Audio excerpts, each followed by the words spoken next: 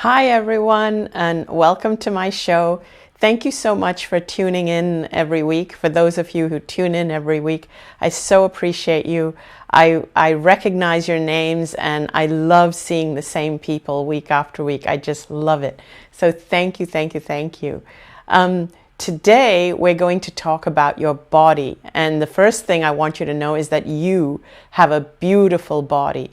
So I would love to hear your comments as I speak. I want to know who you are, where are you from, what country are you writing in from, I love feedback, I love questions, and even though I don't get to the questions during this video, I do read them later and I do address them in future videos, because this particular topic also is in response to questions from different people. One of the reasons that I've stopped taking questions during the video is because it breaks up the momentum of what I speak about, but also because I find that I'm getting similar questions over and over and over again. And what I do is I try and look for different things to talk about every week. So very often, if you're asking a question over and over and you're not getting an answer, please check back at my old videos. It means I have probably answered it before, or I've answered it fairly recently, and I didn't want to talk about it again so quickly. So please do check out my YouTube channel. Please click subscribe and check out my older videos. Or you can look out for them in the Facebook video section of my page. So today's video is about your body, but it is more than that. It is about connecting your soul and your body so that they are united and speak as one instead of being separated or being in dissonance with each other. And I'll elaborate more as I go on. So the type of questions that I have been getting to do with body, for example, is I have people asking me about body image. I have people saying that they struggle with their weight, perhaps even with addiction issues, or perhaps even with physical symptoms. And so different things related to your body. And so the common theme I have found with all of these things is that we, as a culture, as a paradigm, we tend to judge our bodies very, very harshly. We really do. We judge our bodies harshly. So this is where I want to start. I want to start by telling you to please stop judging your bodies. It doesn't matter where you are right now with your body. It doesn't matter whether you're dealing with a physical illness. It doesn't matter whether you are dealing with weight issues, whatever issues, gender issues, gender orientation issues, whatever it is you're dealing with, stop judging your body. You have to make a commitment that this stops right now. So now, I also want to mention here that I know many of you who tune into my show are empaths. I know it's not all of you. Everything I say is going to apply to all of you, but I just want the empaths, just a little message for you empaths out there, is that empaths, you are extremely connected with your soul. You're connected with your emotions, your soul. You feel things very strongly. You have a very strong sixth sense. You have very strong intuition. But so many of you don't feel that same connection with your physical body. So the first thing to really embracing that body is to make a commitment to your body. Make a commitment that you are there, that your soul is there for your body. Because there's like a cognitive dissonance if your soul is constantly thinking, oh, I need to connect with my spirit guides. I need to connect to know, why have I got this illness? What's going on here? Let me learn the lesson. And we have a tendency to do that. Those of us who are really into healing and self-help, and who are really into connecting with our soul and our purpose. And we're like, I have to find out, why do I have this illness? And why have I got these physical challenges? And what's the lesson in it? And we're up there and out there. But at no point have we stopped to actually say, I love my body. I really love my body. And that's where the dissonance comes in, the disharmony, because we are focused on loving our soul and connecting with our soul and connecting with our higher self and connecting with what the lessons are, but completely neglecting the needs and the desires of our body, or even worse, judging our body. And I'm going to finish off today with a little process on really connecting with your body. But I just want to get into the content of it first. So I'm sure there are many of you out there who are relating to what I'm saying. And the fact that our media is always focused on body image and having us compare our bodies with other people and making us feel inadequate doesn't help, because the media puts out these images of what they call so-called perfect bodies, which aren't really perfect, because actually many people who are chosen by the media, a lot of them do have eating disorders. Let's be honest and serious here. A lot of people who are out there showing their bodies do have eating disorders, and that's not a healthy way. Not all of them. I know there are many beautiful people out there who are in media who are completely healthy, but I want you to look up a woman named Celeste Barber if you haven't already. She's an Instagram star, and she is somebody who has normalized normal bodies, and she creates she does these little videos that are spoofs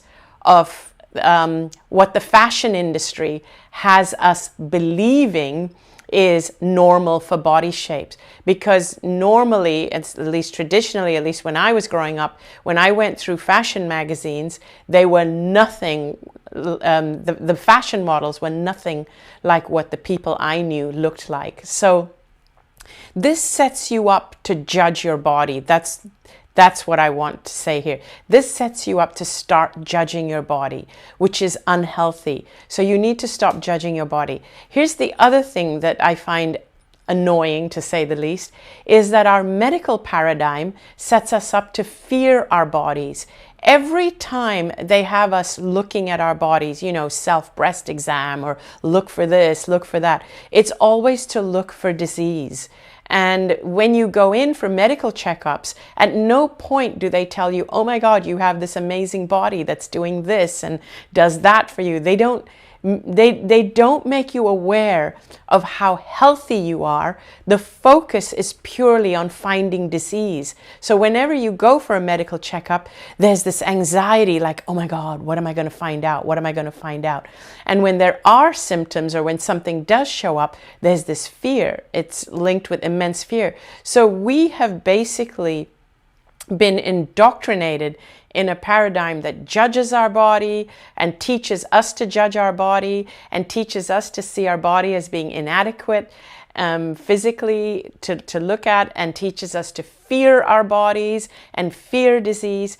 And so your body has taken a little bit of a trashing and a thrashing during your lifetime. And if you relate to this, I'd love to hear that in your comments. And I want to show you how to reverse this from this point on.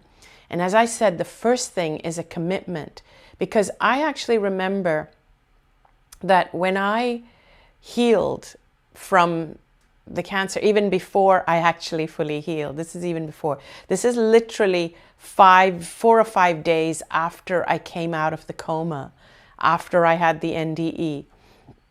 And I remember I had not been out of bed for the longest time. I'd not seen myself in the mirror for the longest time. And when a nurse came in and she said, I want you to start sitting up and start gaining strength in your legs, and I want you to start walking again, because you really have to start gaining strength. It looks like you're actually going to heal. So she helped me out of bed. And I had the IV stand in, I was resting on the IV stand with one hand and holding on to her arm with the other hand.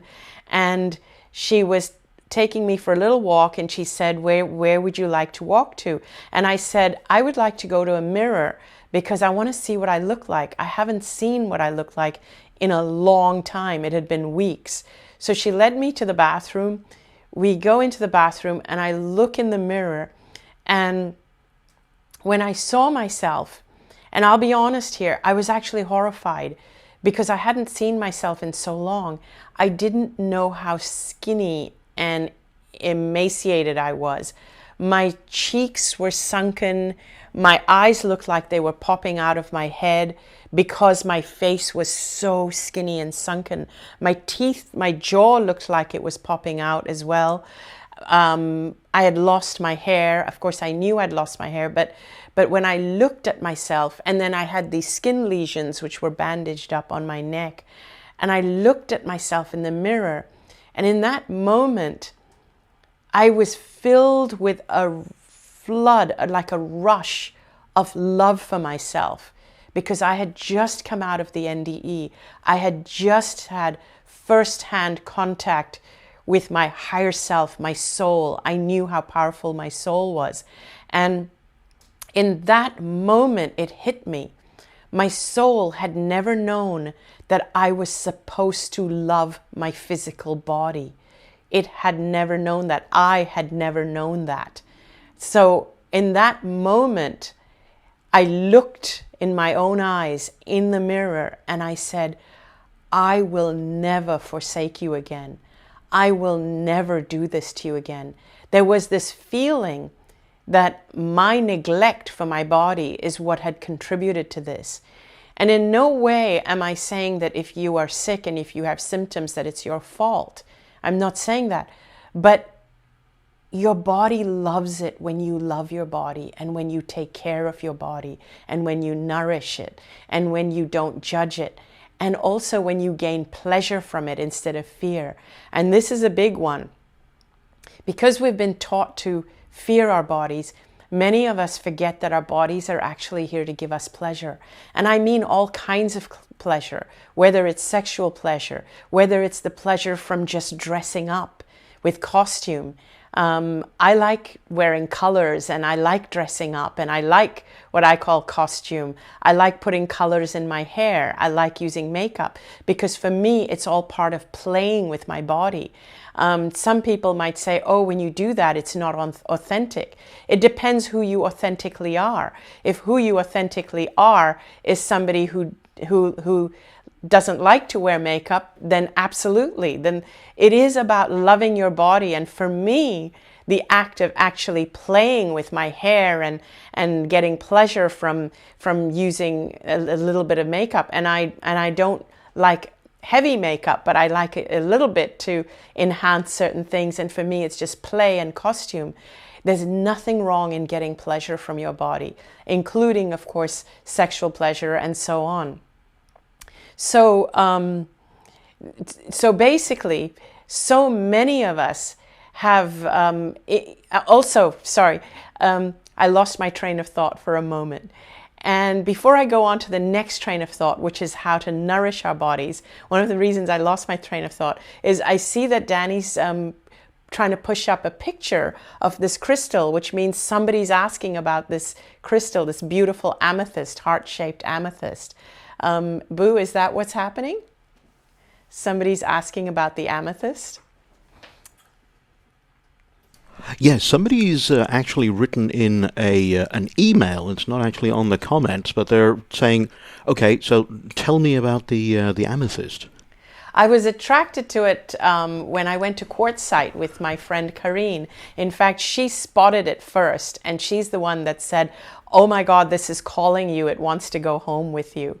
And I am not an expert on crystals, and I know that amethysts are super powerful.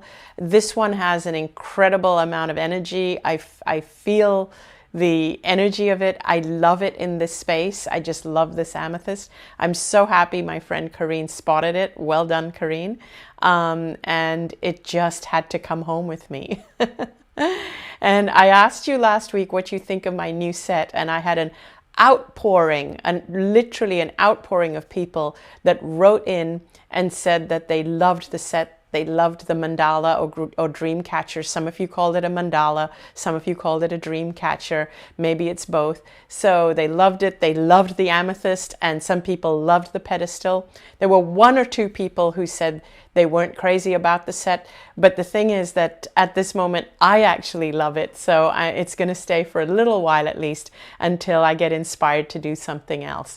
And that's just the way I roll. You know, I like to do what's fun and what feels good for me in that moment. So on loving our bodies, the next thing that I would suggest is when it comes to food and how you feed and nourish your bodies, stop doing it from a place of fear. Many of us feed our bodies from a place of fear, a fear of illness, a fear of gaining weight. It's like, oh, I can't eat this. Oh, I got to stick to this diet. Oh, I got to take these supplements.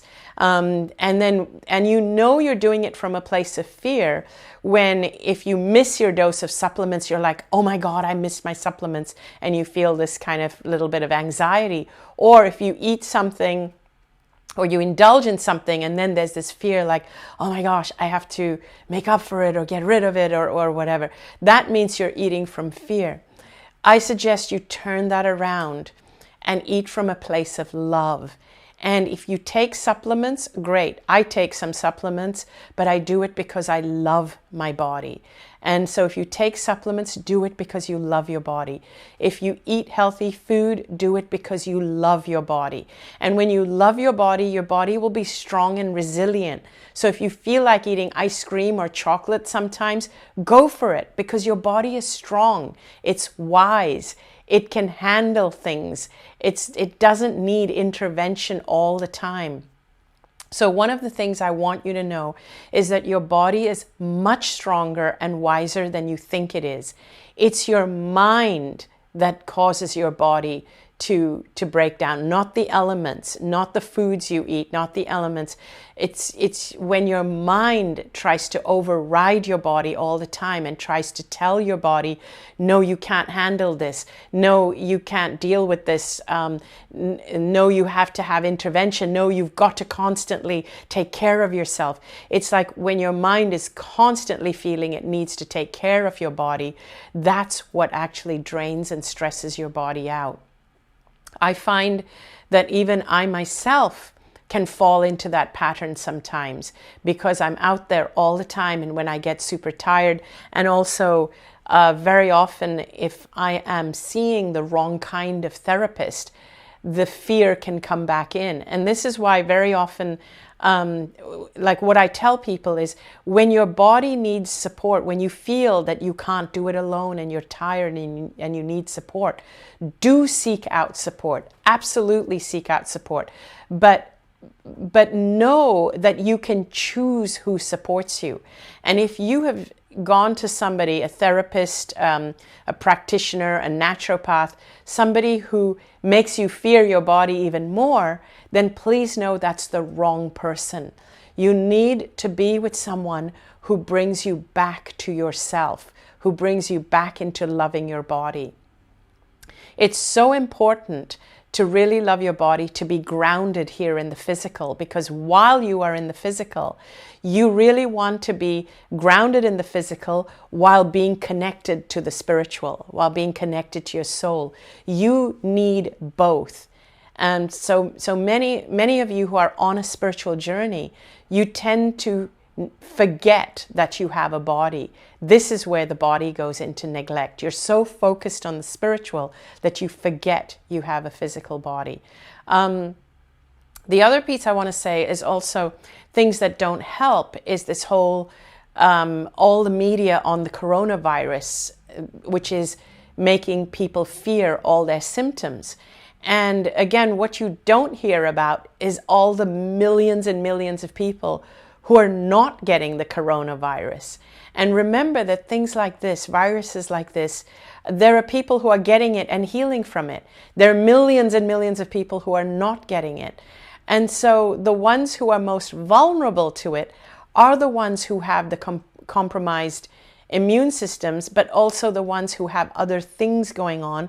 And in some cases, it might even be people The people who succumb to it and pass away might be people who were ready to leave the planet and they needed a way to do it. So remember, there are so many elements to it. So don't buy into the fear. Don't buy into the fear that the medical paradigm gives you. Don't buy into the fear of the coronavirus. Don't buy into the judgment of the advertising companies and the posters of the so-called perfect-looking people. Don't buy into any of that fear and judgment. Here's what you do instead. Instead, focus on loving your body. Loving your body, feeding your body, nourishing your body. Focus on making a commitment to your body. And here's how I want you to think of it. When you love something unconditionally, when you love your pet, your child, perhaps a partner or a spouse, you love them unconditionally, just feel that feeling when you love your pet or anybody. Just feel that feeling. It feels so natural to you and you feel like, oh my God, I would do anything for them. I just love them. And when you do love them, you're not dogmatic about loving them. It's not like every day you have to think, how can I love my dog more or my child more or my partner more? How can I show them more how to love them? You don't do that. It's just something you do so naturally, you feel it. That's how I want you to feel about your body.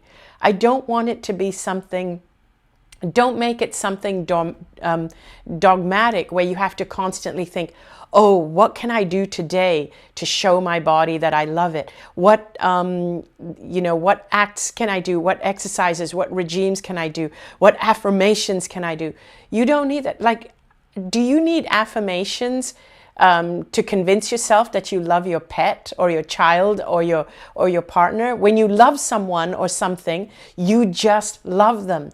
That's the feeling I want you to cultivate for your body. I want you to understand the difference between true love and or something that feels real, something that feels authentic, or something that is dogmatic. One of the reasons, and I adore Louise Hay, I absolutely adore Louise Hay, and she changed the playing field. She changed the paradigm. She created something amazing. But one of the things that I haven't been able to get into is affirmations, because to me, affirmations feel dogmatic. It feels like I'm trying to convince myself of something that isn't there. And it's a good place to start. And I agree that sometimes you need a process to get you kick-started.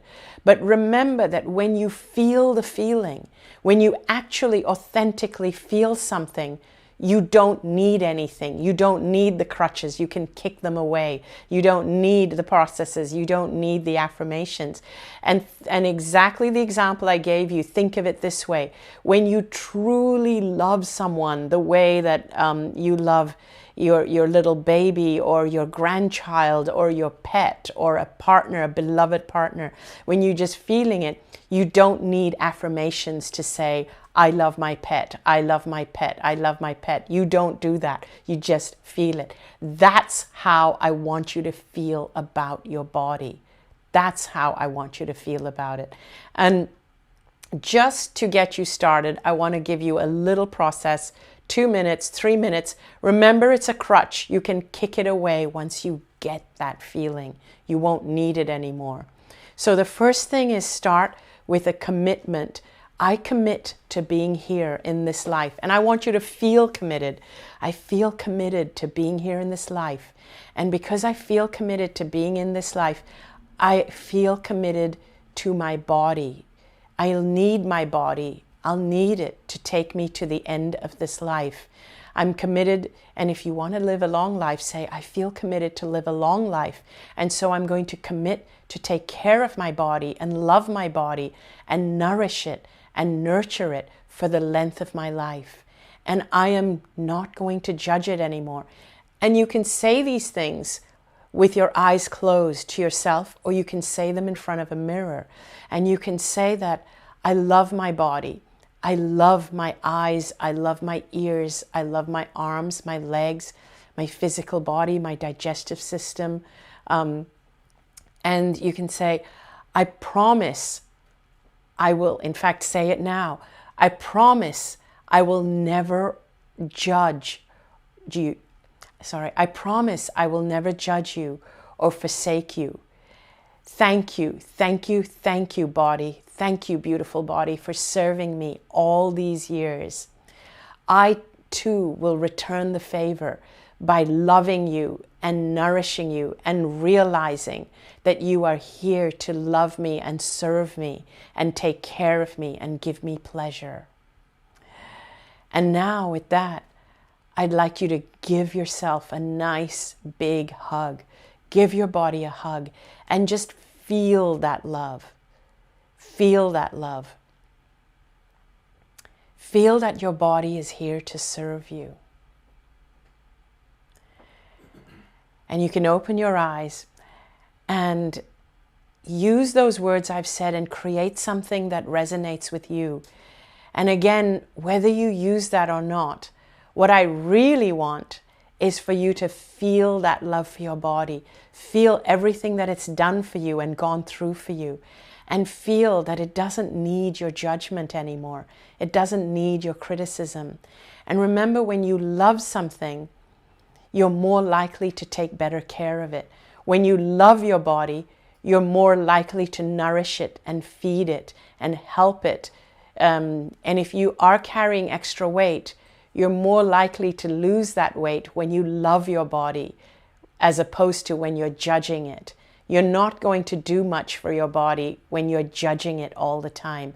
So no matter what it is you're facing, whether it's a health challenge, whether it's a weight issue, whether it's an image challenge, it starts by loving your body, loving your physical body. Loving yourself means loving your whole self. It means loving your soul and loving your physical body. There are people I know who love their physical bodies and are not in touch with their souls. There are people I know who are in touch with their souls, but not in touch with their physical bodies. It's about loving both. I've done many videos about getting in touch with your soul. This one is about getting in touch with your body. Don't neglect the body. Thank you for tuning in. I'm going to turn to Danny for a moment to see if he has any comments from any of the viewers or anybody or anything to add. There have been so many comments. People have been saying, "Oh my God, you've actually taught me something that I've known." People are absolutely loving this. They're also tying it into. I had one comment here that scrolled off my screen, which is saying. It was somebody obviously very, very much an empath who said, I just have a great deal of difficulty being myself in the presence of strong personalities. So the comments and the feedback has been absolutely amazing. Oh, that's wonderful. A lot of people have been asking about how do I phrase this? As empaths, what can they do? All tying into the empath workshop, all tying into questions about the empath cruise coming up. So lots and lots of amazing comments, both on YouTube and on Facebook. Oh, yay. Well, thank you all for those beautiful, beautiful comments. And I know there's many of you tuned in now who are on the empath course that I'm doing with Jennifer. Thank you for tuning in. And I just felt today's show really applied to you. And I really wanted to do this because I really have felt that empaths, particularly many empaths, are very disconnected with their bodies. And so I really wanted to do this for you. And the only thing you need to do is that little exercise that I gave you. But of course, if you want more, I would love for you to join me on my events. I love seeing you guys in person. One of the reasons I love doing my events and things like the cruises is because what happens is when I share these things with you, what I share with you, you're getting it from me for, whatever it is, 30 minutes, 40 minutes, once a week. But and then you're still exposed to the world, and you're still around other people, and you're still getting bombarded by stuff that's maybe still bringing out the fear in you. So when I get you for, imagine this, for a retreat, a 12-day retreat, like the cruise, when we're together for 12 days with fellow empaths, with like-minded people who have many of the same issues, this is where real powerful change takes place. Think of us cocooned away, changing our marinade for those 12 days, completely changing the marinade, changing our consciousness, changing the field around us, because all of us have a field around us. And this field, if you don't define what comes into this field, other people will. And this is what we do at my retreats. We redefine what we want in that field. We strengthen that field. And then by the time we get off the retreat, we take that field with us. That field is stronger. We take it with us. That field is actually, it actually starts to operate on a higher frequency.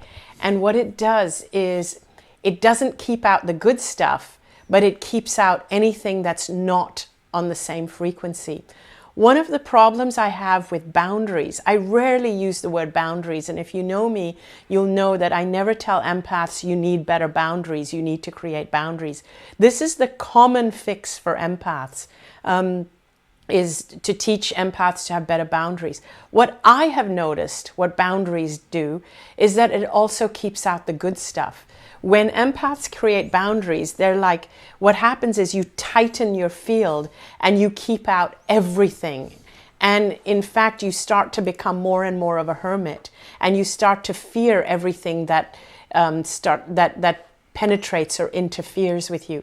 But when you strengthen your field, as opposed to creating boundaries, you strengthen your field, and you do that by being the one who decides what comes into your field. And you do it when you're in a safe arena where you can actually learn how to strengthen your field, and you decide what is in your field. Then what happens is you are actually raising your frequency and the frequency of your field, and only what is a match comes into your field, which means all the good stuff still comes. But anything that's of a lower frequency that doesn't match you falls away. It can't get in. It doesn't even see you. You become invisible. This actually even happened to me last night, where I was at a place where there was somebody who was the event host, who was actually addressing people in the room, and I didn't like the host's energy. When I say I didn't like it, I have no judgment towards that person as a person.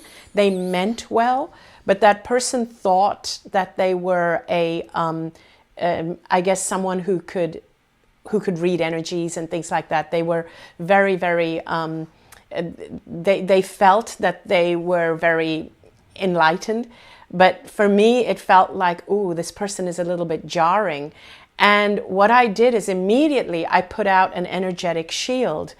And the shield was, for me, that unless that person has something of a high frequency to share with me, they will not share, and they will not even see me.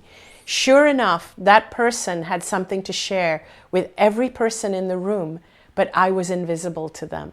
So it really works. It's incredibly powerful. And I encourage empaths, whether you come to my events or not, to please play with that and experiment with that. You are super powerful. You're very, very powerful when it comes to playing with the field, playing with the six senses. That's where empaths are super powerful. This is what I mean whenever I say empaths are powerful. Where you tend to, I guess your challenge is in actually feeling strong in your physical body. That's where the challenge comes in. And that was the reason for today's video. So thank you all so much for tuning in. Love you all. Always love seeing you in person. And please subscribe to the YouTube channel if you've tuned in on YouTube. Please hit like on Facebook if you've tuned in on Facebook. Thank you so much for tuning in. Have I forgotten anything, Boo? Boo is always good with the last words. I think the only thing to remind people is to go to the website, subscribe for the newsletter where there's tons and tons of information. A little bit of follow-up on this Tea with Anita is always included in the newsletter, along with upcoming events, Yes. where Anita's going to be, what she's doing, and also little tidbits of behind the scene in the everyday life of Anita Moorjani. Yes, all of that is in my newsletter. Everything, where I'm going to be, behind the scenes, everything. So please sign up for my newsletter at anitamoorjani.com. Thank you all so very much, and can't wait to see you soon. Bye.